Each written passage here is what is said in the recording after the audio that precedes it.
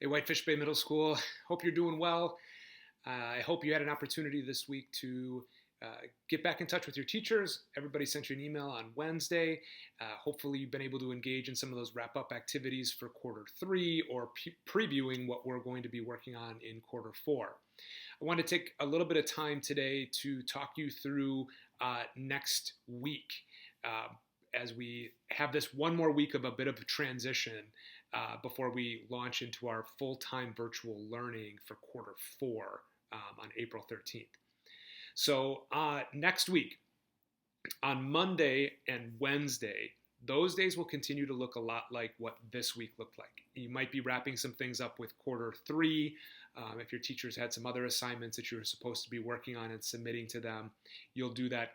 Continue to communicate with them through email and Google Classroom. Tuesday and Thursday, though, will look a little bit different. Those are our trial days in Canvas, where we're going to really work the bugs out with that system. And so Tuesday and Thursday, you'll need to be logging into Canvas.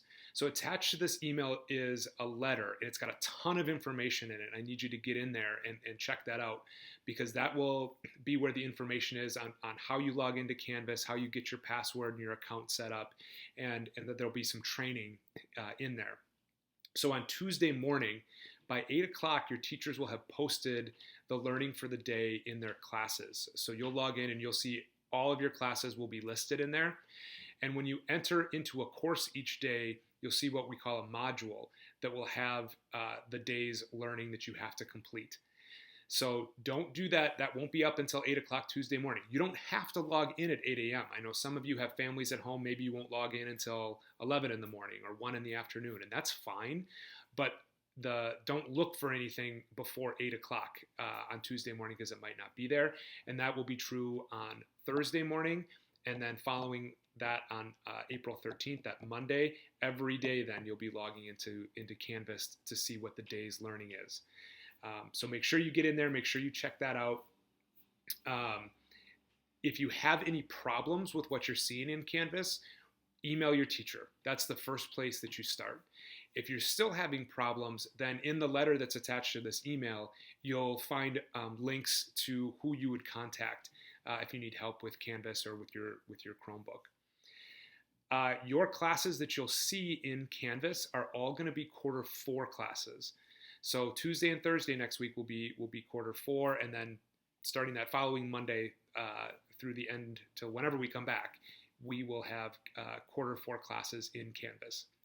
Next week, Friday, is not a school day, so you won't see any new learning posted in Canvas at that point in time, but you will then every day after that, starting Monday, April 13th. Some of you have asked about what happens with your week 1 and week 2 classes. So don't worry about that anymore. On Tuesday and Thursday next week, any classes that you have, whether they're PE or your world languages that might meet every other day, you'll get something in there on Tuesday for all of those classes, and then something in there on Thursday. After that, starting Monday, April 13th, any class that meets every other day will meet Monday, Wednesday, Friday. So that means your PE classes will have, or health if you're in 8th grade, you'll have something new in there Monday, Wednesday, and Friday that you have to complete. And then that'll be due by, so if you get assigned on Monday, it'll be due on Wednesday. So be looking for that. We're going to learn a lot through this. And so certainly be patient with your teachers as we're working out this new system. It's really important that you're a good virtual learner during this time. So to help you with that, I'm also attaching in this email, you'll find a link to some digital citizenship lessons.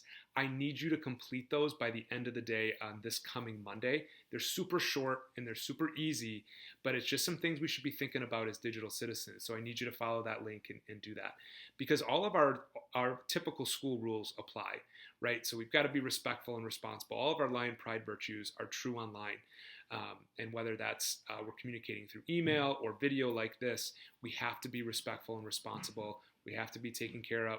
We have to own the things that we say, and remember, we're still in school. All of this is still school related, so it's important for us to remember that.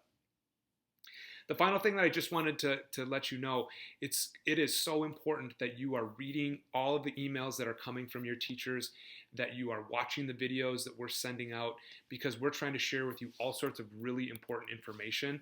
And so it's critical that you are reading everything that comes to you, watching every video that comes to you. It's the only way we have to contact you and be in communication.